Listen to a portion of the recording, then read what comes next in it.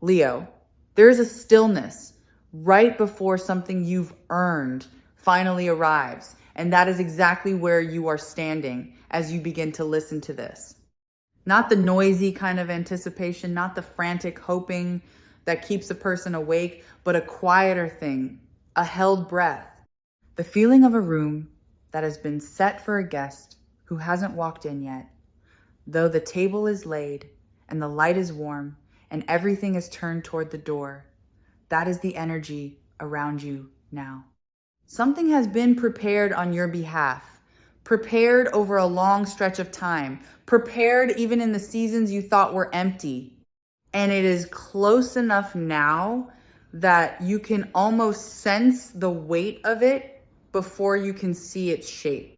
I want to start with what I feel rather than what I think, because the mind wants to argue and the body already knows.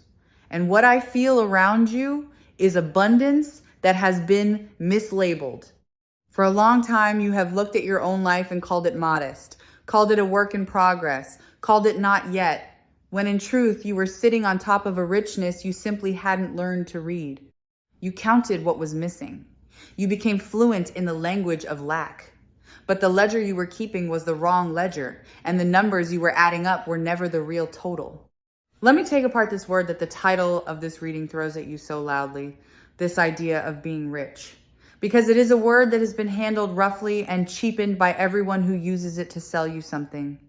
When I sense it around you, it does not arrive as noise or as glitter. It arrives as spaciousness, as the ability to say yes to what matters and no to what drains you without your stomach clenching. As mornings that belong to you, as the particular relief of a decision made from possibility instead of fear. Underneath the loud surface of that word is something almost tender, and it is that tender thing that is coming toward you first. You have a channel like this to thank for finding your way here at precisely the moment you needed to hear it, and I don't say that lightly.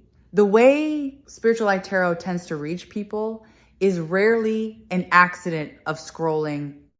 You arrived carrying a question you may not have fully said out loud even to yourself, a question about whether the largeness you feel inside you will ever have somewhere to go, whether the size of your inner life will ever be matched by the size of your outer one. Hold on to that question. We are going to answer it, and the answer is more generous than you are letting yourself expect. Here is the first thread I want to follow, because there are several separate threads in your life right now, and part of what is happening is that they are beginning to braid together. The first thread is the thing you built when no one was watching. There is something you made, something you practiced, something you kept refining in private hours that no one paid you for and no one applauded. You may have told yourself it was a hobby or a phase or a small personal thing, but it was never small.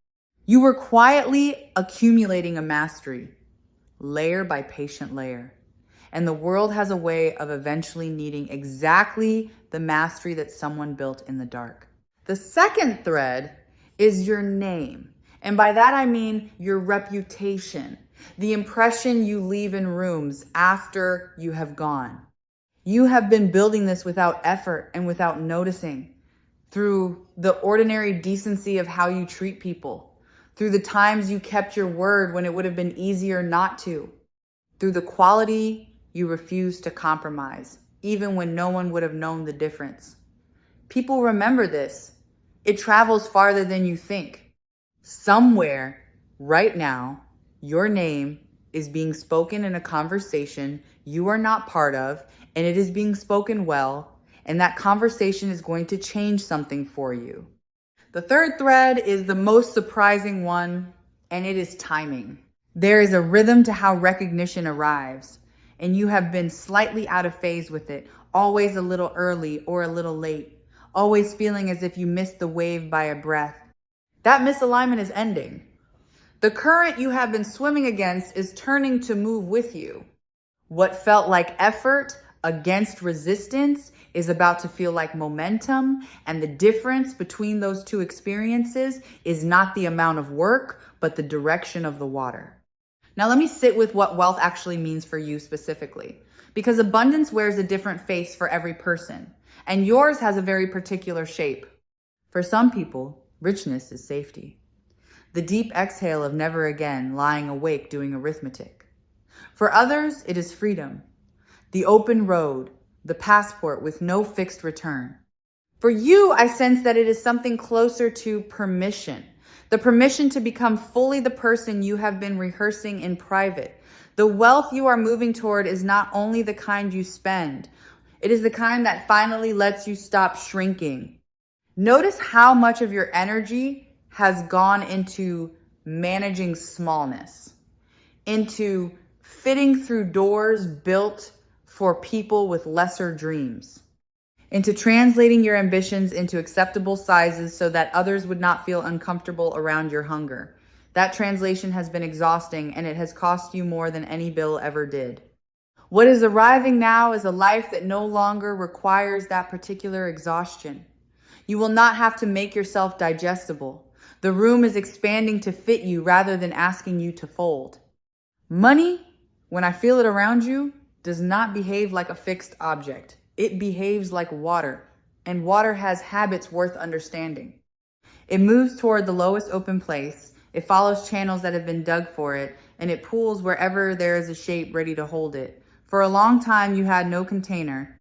Not because you lacked worth, but because you had never given yourself permission to build a vessel large enough to receive what you were capable of attracting.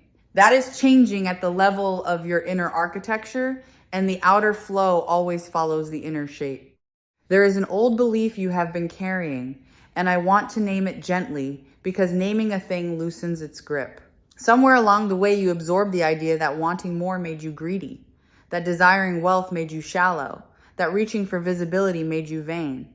Someone taught you, perhaps without meaning to, that the good and humble people stay quiet and stay poor, and that ascending would somehow make you a worse person. That belief has been a ceiling made of nothing, and you are about to walk right through it, and you will discover there was never anything up there but sky. Because here is a truth the humble version of you needs to hear. Your abundance is not taken from anyone. Wealth is not a fixed pie where your slice leaves someone else hungry. When you rise, you do not push another down. In fact, the more you have, the more you are able to give, to lift, to fund, to build, to shelter. The version of you that flourishes is far more useful to the people you love than the version that martyrs itself into scarcity. You are allowed to be someone whose overflow becomes a river for others. That is not selfishness. That is stewardship of a large life. Let me speak now to the fame, the title names, because I know that word can feel foreign, even unwanted, and I want to give it a truer meaning than the loud one. What I sense coming toward you is not the hollow, kind of famous, not the empty attention that eats a person alive. It is recognition, which is a very different thing. It is the experience of being finally seen for what you have quietly been all along. The relief of not having to explain yourself. The moment when people stop underestimating you and something you always knew about yourself becomes something the world knows too. Consider how long you have lived with the ache of being underestimated. The teachers who did not see it, the family who did not understand it, the rooms where your contribution was overlooked and credited to someone louder. That ache leaves a mark. It teaches a person to expect invisibility, to soften their own hopes preemptively so the disappointment will hurt less. But the reading around you is one of witness. You are about to be witnessed.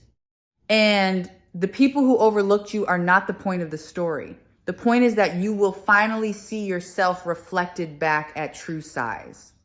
Recognition, when it comes, tends to arrive through a single door before it floods every door. So let me describe the door I sense.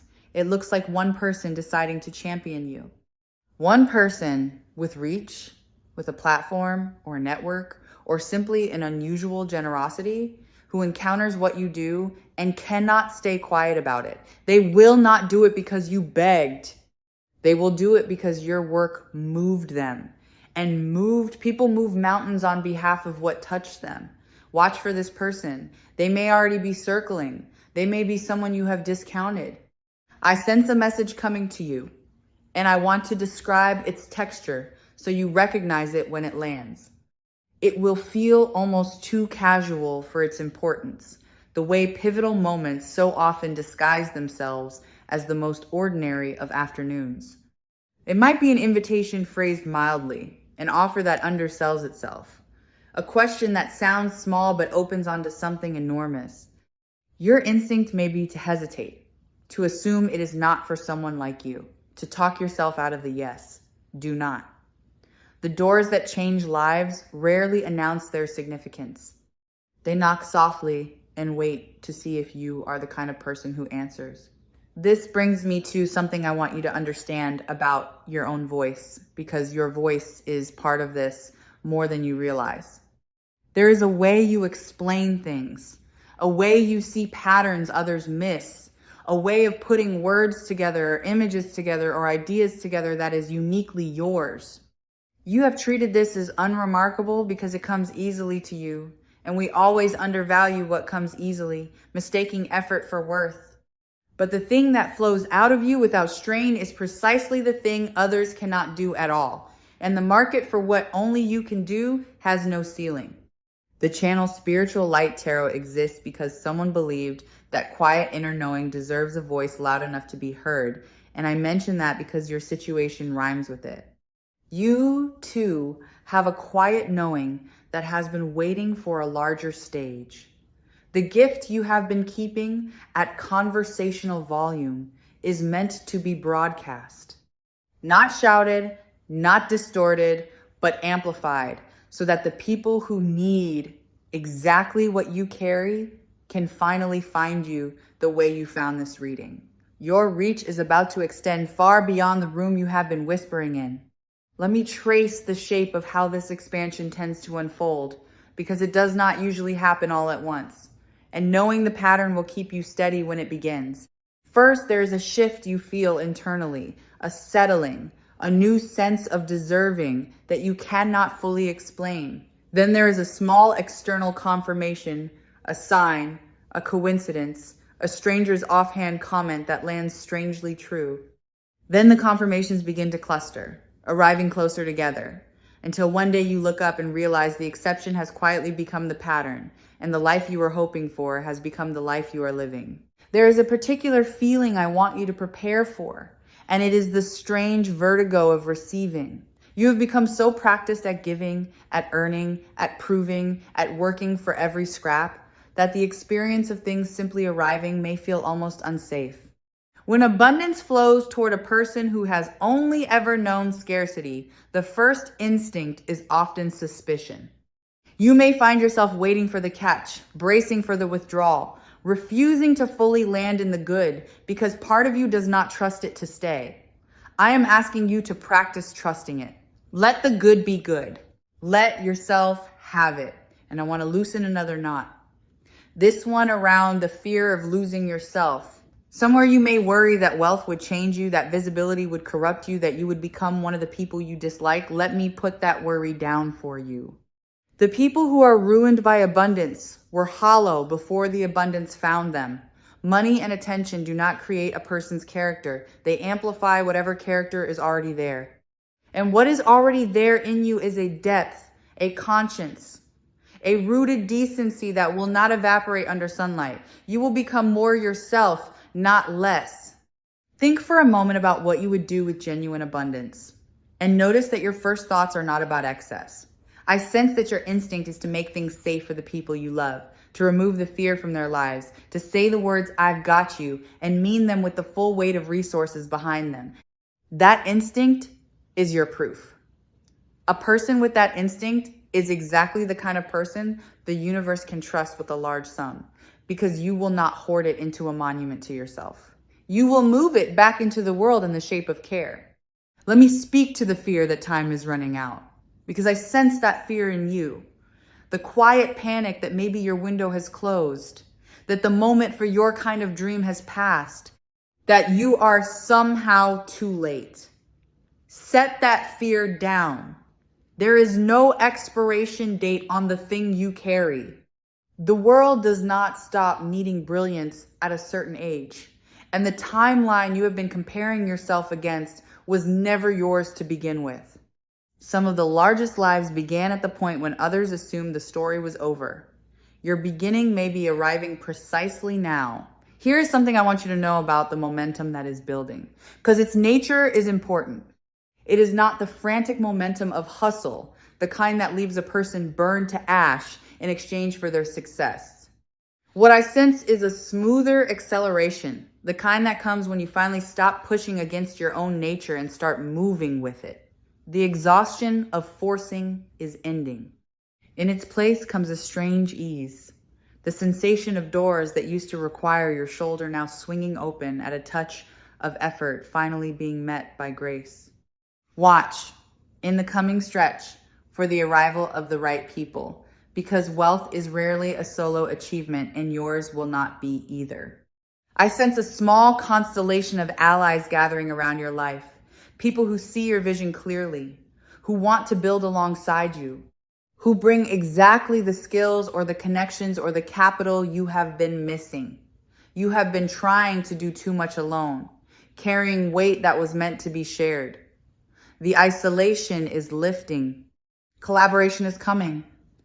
And the right partnership can multiply a person's reach in ways that solitary effort never could. There's a table I keep sensing, a table you are going to be invited to sit at. And it is a table you once assumed was not for people like you. Rooms where decisions are made. Conversations where opportunities are handed out. Circles that felt sealed, exclusive, protected by invisible walls. Those walls are more permeable than they appear, and your invitation is being written. When it comes, do not shrink at the threshold. Do not spend the evening apologizing for your presence. You belong at that table not because you snuck in, but because you were always meant to be there. Let me return to the idea of being underestimated, because there is a gift buried inside it that I do not want you to miss. All those years of being counted out gave you something the favored never develop. They gave you resourcefulness. They gave you the ability to build with little, to find the door when the door was hidden, to keep going when there was no applause, to fuel you. That resilience is not a scar. It is a superpower, and it is precisely the quality that turns ordinary success into extraordinary success. The people who had it easy never learned what you learned in the hard years. I want to describe the internal wealth that is going to precede the external kind, because one always comes before the other, and you may feel this shift first. There is a growing sense of enoughness taking root in you, a quieting of the frantic voice that always said you needed to be more before you could be worthy. As that voice softens, a strange thing happens. You begin to carry yourself differently. You negotiate differently, ask differently, expect differently. And the world, which reads these signals more accurately than we like to admit, begins to treat you the way you have finally begun to treat yourself. Consider how your relationship with your own worth has been the hidden variable all along. You could have all the talent in the world, but if some buried part of you believed you deserved scraps, you would find yourself accepting scraps and calling it realism. The ceiling was never in the sky. It was in the story. And the story is being rewritten not by force of positive thinking, but by a deeper recognition finally settling into your bones. The recognition that you were never the small thing you were told you were. You were always this size. You simply forgot. Let me speak to the specific gift you keep dismissing, the one you wave away when people compliment it. There is something you do that makes people feel seen or understood or lifted or entertained or safe. You do it so naturally that you assume everyone can. They cannot.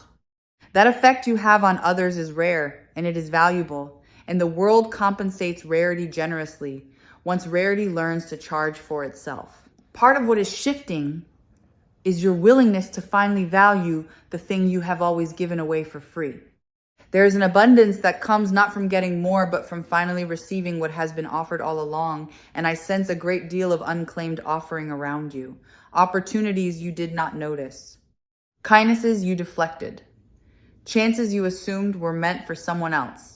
It is as if you have been standing in a downpour holding a closed umbrella, insisting that you were dry. The rain has been falling this whole time. What changes now is not the weather. What changes is that you finally put the umbrella down and let yourself be soaked in the good that was always trying to reach you. I want to prepare you for how quickly the story can turn once the first piece falls into place, because these things often move slowly and then all at once.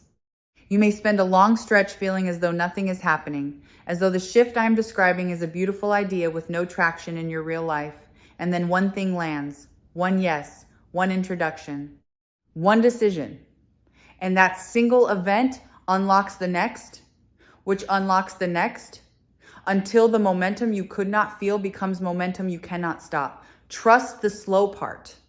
The slow part is where the foundation is poured. Let me address the money directly now in its plainest sense, because you deserve concreteness and not only poetry. I sense income arriving through more than one stream, which is significant because a person supported by a single source is fragile, while a person supported by several is free. There is the main current, the thing you are known for, and then there are tributaries you have not yet noticed. Ways your gift can be expressed and compensated that have not occurred to you yet. Your prosperity is going to become diversified, and diversity is what turns a good season into a stable fortune. There is also a form of abundance that arrives not as something new, but as something returned, and I sense that around you strongly. Somewhere in your past, you gave more than you were paid for. You poured effort into work that was undervalued, into people who did not reciprocate, into seasons that seemed to swallow your labor without gratitude. That energy was not lost. It was banked in a ledger you cannot see. And I sense some of it circling back now in a form you did not expect. A debt of recognition being repaid. A past investment of yourself finally yielding its interest. What you gave in the lean years is coming home carrying more than it left with.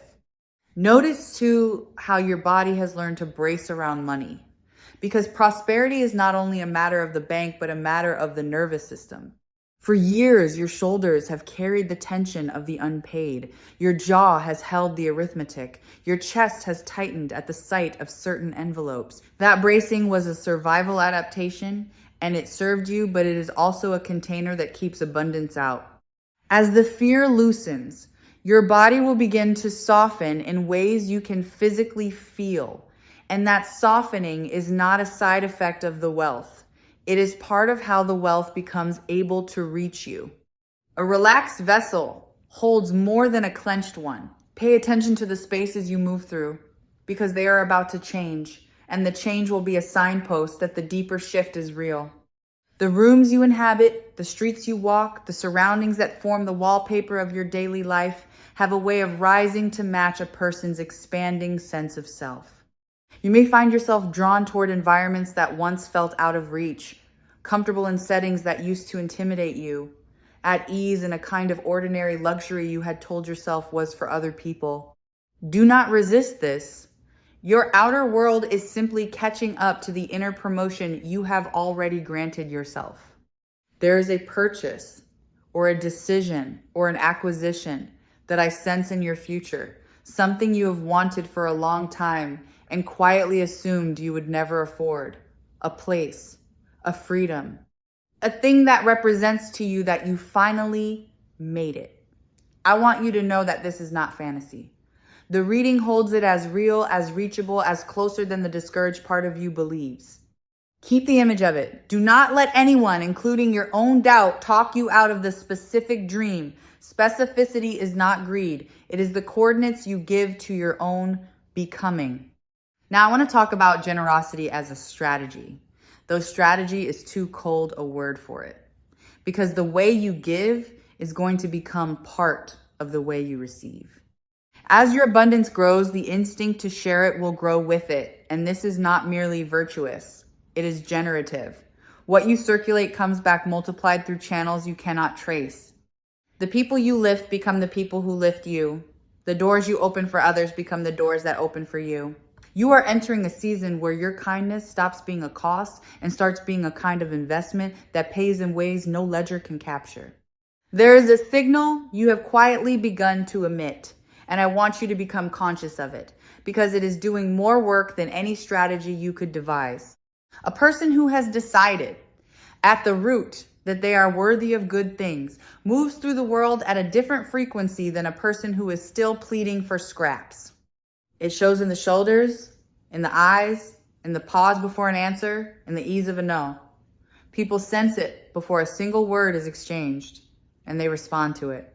You have been raising your own frequency without naming it, and the opportunities gathering around you are, in part, simply what that frequency attracts. And there is a role waiting for you on the other side of your own rise, one that will give the whole ascent its deeper meaning. Once you have crossed the threshold, once the fear is behind you and the doors have opened, you will become for someone else the very champion you have been longing for.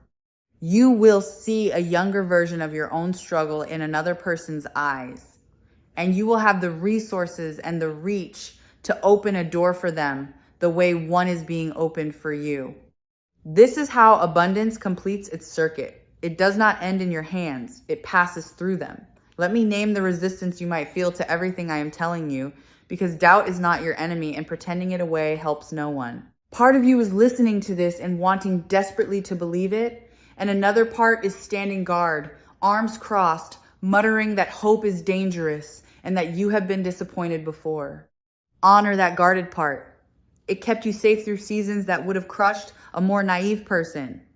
But its job is nearly done. You are moving into a stretch where the guard can finally rest, where hoping is no longer reckless because the ground beneath the hope is real.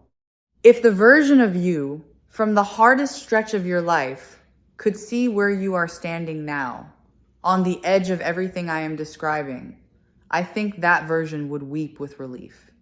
That earlier self, the one who kept going with no evidence that it would ever be worth it, the one who held the dream in secret because saying it aloud felt too dangerous, is the reason any of this is possible.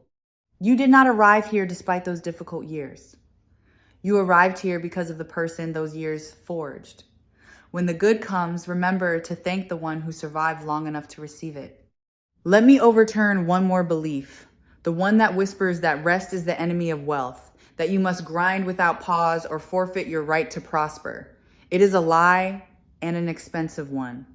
The most generative ideas rarely arrive in exhaustion. They surface in the spacious hours, in play, in wandering, in the moments when you finally stop clenching and let your mind roam. As your abundance grows, you will discover that rest becomes not a luxury you steal, but a discipline you keep, and that your capacity to receive expands precisely in the seasons you allow yourself ease. Prosperity and peace are not opposites. They were always meant to travel together. There is a longer horizon to consider as well, because what is arriving is not only for the span of your own life. The kind of abundance moving toward you has a way of outlasting the person who built it. It becomes the security a family stands on. It becomes the story told about you after you are gone, the example that gives someone permission to reach further than they otherwise would have dared. You are not only building a comfortable life, you are laying down a foundation that others will one day build upon. And there is a quiet dignity in that which no amount of spending could ever purchase. I sense a particular pride that is coming, and I want to distinguish it from arrogance because they are often confused and they are opposites. Arrogance is the loud insecurity of a person who does not believe their own worth and needs constant reassurance. The pride I sense for you is quiet. It is the settled satisfaction of someone who did the work, who kept the faith, who bet on themselves when the odds looked poor, and who is finally watching that bet pay off. You have earned the right to that quiet pride. Do not let anyone shame you out of feeling it when it comes. There is a way that success will let you rewrite your relationship to the people who doubted you. And I want to offer you a version of this that will bring you peace rather than bitterness. When you rise, the temptation is to rise as revenge, to prove them wrong, to relish their surprise. But the sweeter path, the one I sense is truer to your nature, is to rise as release, to stop needing their belief, to become so full of your own certainty that their old doubt simply loses its power to sting. The best answer to being underestimated is not vengeance. It is a life so good that the old wounds go quiet on their own. Let me speak to the freedom that is the real prize underneath the wealth. Because money is never really about money. It is about what money buys, and what it buys you is choice. The freedom to walk away from what diminishes you, the freedom to say yes to the risky, beautiful, uncertain thing because you are no longer trapped by need, the freedom to be generous without calculating, to rest without guilt, to build without permission. This is the deepest form of the richness you are moving toward, and it is the form that no one can ever take back once you have claimed it. I want you to notice how your desires have been trying to guide you all along, because the things you want are not random and they are not shallow. That pull you feel toward a certain kind of life, a certain kind of work, a certain kind of impact is not a distraction from your path. It is the path encoded as longing. The universe tends to plant a desire in the exact soul equipped to fulfill it. Your ambition is not a character flaw to be managed. It is a map, and you are finally learning to read it instead of apologizing for it. There is something almost sacred about the moment a person stops asking permission to want a big life, and I sense you approaching that moment. For so long, you have qualified your dreams, made them smaller so they would seem reasonable, hedged them with maybes so no one could accuse you of arrogance. What is dropping away now is the need to make your hunger acceptable to anyone else. You are allowed to want the enormous version. You are allowed to reach past what is reasonable. The people who changed the world were never the ones who kept their dreams a polite size. Let me describe the version of you that is waiting on the other side of this shift, because I can feel her or him quite clearly, and it may help to have a picture to walk toward. That version of you moves through the world without the low hum of financial fear that has been the background noise of your life. That version makes decisions from abundance, sleeps without the arithmetic, gives without flinching, dreams without hedging. That version is not a fantasy or a stranger. That version is you with the weight lifted, you finally unburdened, you as you were always meant to be beneath everything that pressed you down. Everything Spiritualite Tarot hopes to offer someone comes down to a single quiet permission. The permission to believe that the largest version of your life is not only possible, but already reaching toward you. And I want to leave that permission in your hands as we come toward the close. You do not have to earn the right to hope for the enormous. You do not have to be worthy first and then wealthy after. The worthiness and the wealth are the same recognition arriving from two directions, and both of them are converging on you now. In this season, in this life, in the person you already are. So let this reading be less a prediction and more a mirror, held up so that you can finally see the size of what you have been carrying. The richness was never only ahead of you. Much of it was already inside you, waiting for you to stop calling it small.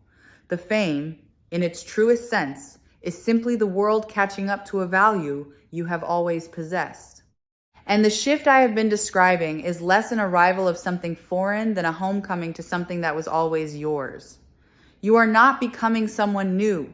You are becoming visible as who you have always been. As you carry the rest of your day forward, carry this with you. That held breath at the beginning, that room set for a guest who had not yet arrived, that guest was never a stranger. It was the fullest expression of your own life. Walking finally through the door you kept open, even in the years you doubted anyone would come. Let it in. Set a place for it. And when it sits down across from you and you feel the strange warm shock of everything you hoped for made real, do not brace, do not flinch, do not wait for it to be taken away. Simply receive it, the way the ground receives rain, the way an open hand receives what was always meant to fill it. It is yours. It has always been yours, and it is arriving now.